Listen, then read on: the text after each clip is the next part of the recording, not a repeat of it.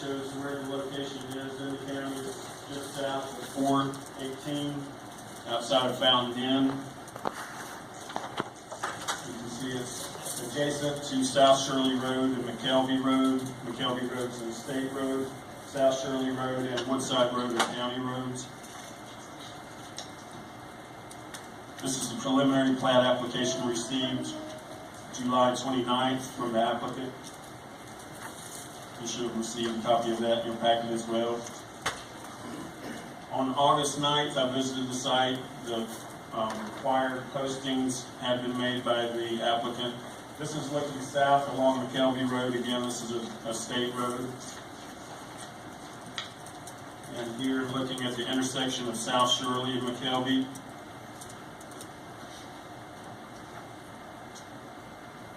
This is the proposed new intersection with South Shirley for the development. This section here would be widened to 24 foot. And this is the intersection with Woodside Road and South Shirley.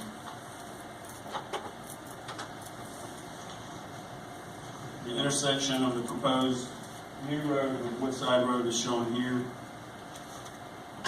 Again, this is a county road. Staff believes that this proposal meets all of the requirements of the LDR, and we recommend the approval of this subdivision with all the specific requirements. Okay, thank you, Mr. Hancock. We have a number of folks that have signed up to speak for this particular subdivision. We're going to do our standard 20 minutes. That'll be 10 minutes against and 10 minutes for the subdivision. We will go in the order that you registered on this particular instance. So I'll start out, and if you guys want to get in line so that we don't lose any time, the 10 minutes, you can have 10 of you talk, you can have one of you talk, you can have all of you talk, however many you've got on there. So James Moore is first, and Tim Rose is second, and Karan Wilson is third. And Pamela Hanna is fourth. Yes, sir. Mr. Chairman, I respectfully request that you use the speaking orders that is in your bylaws, and that is that the public will follow the applicant's agent. The public will follow the applicant's agent? Sure. I don't know if that's in the bylaws, but if it is, we'll be happy to. We would prefer to follow the applicant's agent. I'm going to check the bylaws. We'll check those, so we'll hold the time until we see. I thought you guys would want to speak since there were so many of you. I don't know, so we'll see.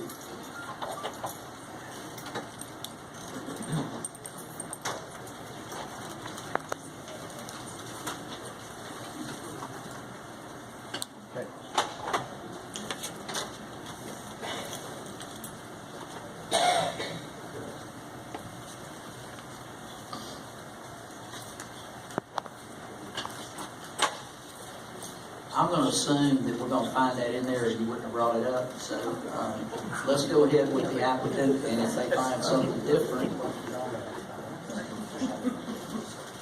if the applicant will come forward, or any of the applicant representatives that want to speak. I don't know that the applicant signed up. Mr. Chairman, I will read the procedure for you. Okay. As before the commission for public hearings, which were initiated by the applicant's agent or opponent, shall be heard first, members of the public next, and staff next. No person may speak for more than 5 minutes without consent of the commission. No person speaking at a public hearing shall be subject to cross-examination. All questions shall be posed by members of the commission. In matters not initiated by an applicant, members of the public shall speak in order in which the question received and in such order as the commission shall. Okay. We will start with the applicant. Yes, sir. My name's Mitchell Baker with MLB Engineering. I'm here representing the applicant today. I live at 4 Ways South on the Drive, Centerville, South Carolina. Basically, this application is being resubmitted to meet all the rules and regulations, I believe, of Greenville County. I was hoping that Mr. Palmer was going to be here also to speak on behalf of this. He is. I'm been assured, given a rendering of the site, color rendering, showing the lots, I believe all in yellow, the common areas that we're setting aside in a carpet ring.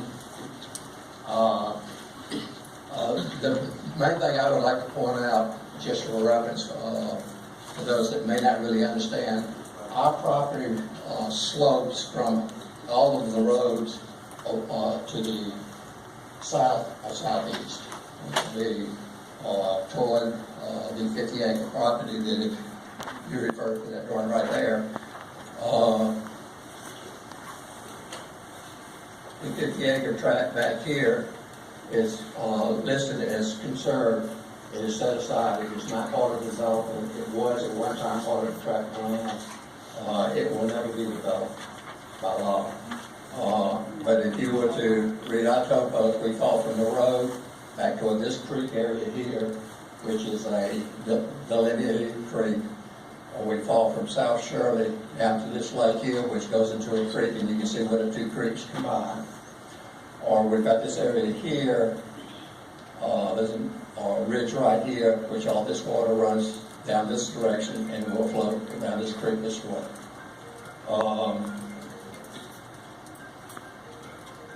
We are fully aware that mainly due to some changes in state legislature in respect to septic, that there's new laws, I'll say, the old laws have been removed in respect to subdivision, that we will have to get septic approvals from the state of South Carolina for every one of these lots.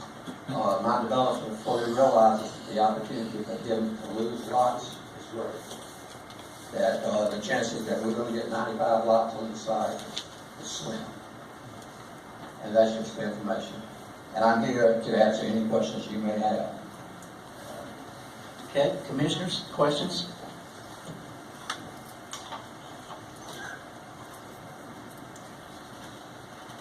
Okay.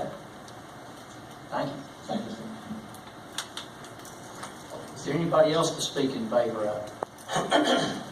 Please state your name. Roy and Palmer. Address for the I record. live at 801 Rover Mountain Road here in Greenville. What I'd like to do, I think Mickey covered very well, but I'd like to present a color graphic for me.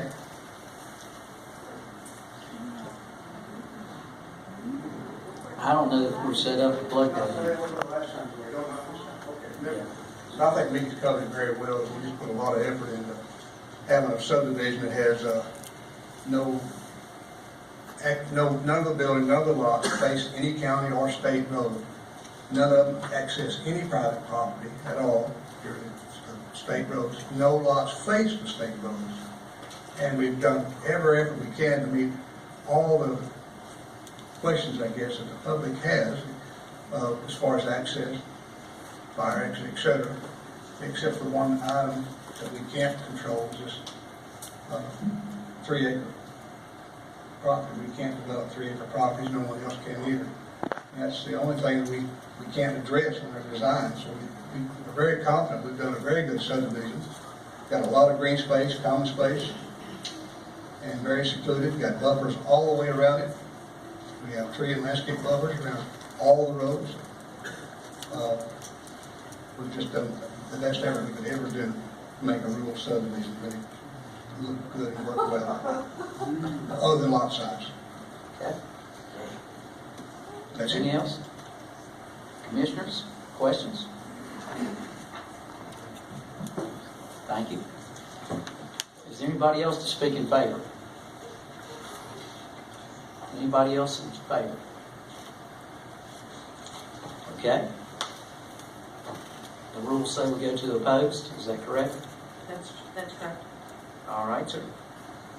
We'll start with Mr. And I don't know if you're opposed. I guess since nobody stood up for in favor, they all say Copperleaf here. So James Moore, Tim Rose, Curran Wilson, and Pamela Hanna. Okay, thank you. My name is James Moore. I live on 359 Hillside Church Road in Fountain Inn. My background, graduate chemical and environmental engineer. Spent part of my career as liaison between the EPA and Washington, D.C. and a major energy company. Retired as head of projects for worldwide operations of that energy company. I represent a group called the Citizens for Quality Rural Living. Before I begin, I want to ask this question. Why are you having a vote on this proposal when it does not address the reasons for denial in May? In fact, there are even more homes than the one in May. While the minutes don't give specifics, there is a record of what was done in May, and specifically it was denied based on the comprehensive plan and the hazards on the roads due to the high traffic on county roads. Why are you seeing it again? Because we're not addressing any of that.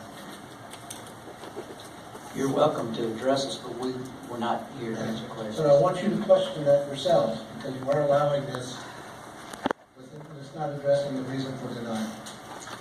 I'd like everybody in the room to stand up who opposes this subdivision as proposed. Thank you. This is the fourth time this group, this group has come forward before this commission to oppose this subdivision. It appears to us that the developer is going to keep submitting proposals until you finally accept one, or community decides to go away and stop its opposition. Because there is no rule to stop it, they just keep coming. We're all for growth, and we also believe in maintaining the open fields and forests and quality of living in South Greenville County. Each of you has a map like this. There's an X in the southern part of the county. Right in here, it shows where this is being put. It's significantly into the RR3 area, which requires lot sizes of 3+ acres. And despite what was said before me, 5 miles down the road from this subdivision is a subdivision being developed for 5 acres. It is possible. Thank you very much. Could I see that's up here already. Each one of those lots is 6/10 of an acre. It's 4 to 8 times more lots than what is recommended by a comprehensive plan. Put it a different way, the 1 mile road in that subdivision for 95 lots, you would have to go down that road, or any other surrounding roads for a distance of 12 miles to find 95 lots. 4 houses. This is inconsistent with the rural living. This is an urban subdivision being put in a rural area.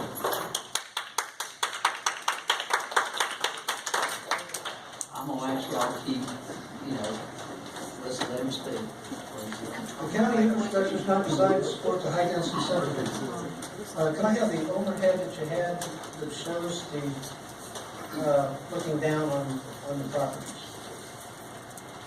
Back one. No, back the other way. Other way. There you go. As pointed out, that road is a county road. That road is a county road. Traffic from this subdivision is expected to come out this point and go down Woodside Road. That was determined back in November when the DOT said that the traffic down to McKelvey Road would not be acceptable because of that curve and the amount of traffic. Both Shirley and Woodside Roads would not be permitted inside this subdivision because of the road. Shirley is a 12-foot, 18-foot road. It's going to be widened. Go back to the plat. It's going to be widened from this corner down to about here, and mixed back down to 18 feet. It's not 24 the whole way. This road, Woodside, goes through here over to Fairview Road, and that's a 20-foot road. DOT and county regulations require that in a subdivision like this, with 950 vehicles per day, that have to be 24 feet in width. To meet the DOT requirements, this road needs to be widened to 24 feet all the way to Fairview Road, which is roughly about a mile. I'd like to talk about this corner. That corner is a 40-degree angle. It's prohibited by DOT regulations and prohibited by the county regulations if it was in a subdivision. 40 The DOT regulations state the reason is to make that corner, you have to block all the lanes to make it. If you were in an SUV or truck, you actually get into it, go forward and back up 1 or 2 times to make the turn, effectively blocking Woodside Road when you make that turn. This is the way the developer has recommended that people leave the subdivision. It's a significant safety hazard and shouldn't be permitted. The developer mentioned about the open spaces. There's one right here. It's not because it's magnanimous, it's because it's required for line of sight by your ordinances. Many subdivisions have these spaces so that you can see traffic coming around that curve. The problem is there is no enforcement in this county for those. Woodside Road at Fairview, and the fire department will confirm this, has the most accidents for any place in the Canebrake Fire District, where Woodside intersects Fairview. And part of the reason is there is an old-time subdivision here with one of those open areas that hasn't been maintained. You can't see around the corner. If you look at most subdivisions, 2 things happen with those open areas. One is the subdivision HOA, if it's strong, likes to put plants in there to look nice. It blocks the sight. If it's not, it just grows up in the weeds, and you can't see. While the ordinance requires this, don't buy it, it's required, by the way, it's required for intersections that are 90 degrees, not 40 degrees, because 40 degrees is prohibited. This subdivision plat also doesn't represent all the roads that go into this. There is a private road that goes right there at that corner, but it's not shown. In addition, along Shirley Road, we've learned that one of the property owners did a survey and finds Shirley Road encroaches on their property. So the ability to take 24 feet in here is at risk. Along here are 2 farms and 2 horse farms along this area. Kids love to see horses, kids love to see cows and bulls. The liability that these farmers are going to be exposed to with this subdivision is significant. It's even questionable whether they need to get insurance to protect themselves against that.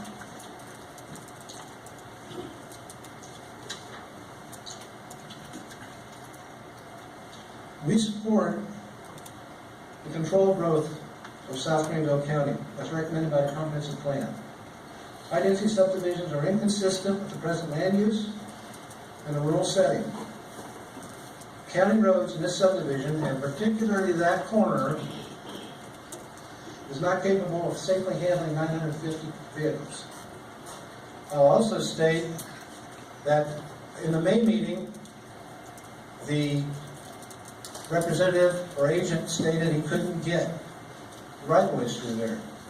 I'm sorry, but the citizens of this county, or the people in this subdivision, shouldn't have to take the risk of the road simply because he can't get the right-of-way. He should have done his homework before he bought it.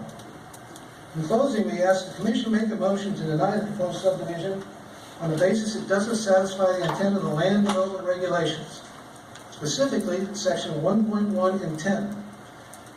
This language is identical to the state code, Title 6, Chapter 9, with intent, which specifically purposes, in paragraph 2, to assure the timely provision of required streets, utilities, and other facilities and services to a new land development, and to assure in general the wise and timely development of new areas and redevelopment of previously developed areas in harmony with the comprehensive plan. That's a quote. You have the authority to deny this, and we respectfully request that you do so. Thank you. Okay, thank you. We've got a few seconds left.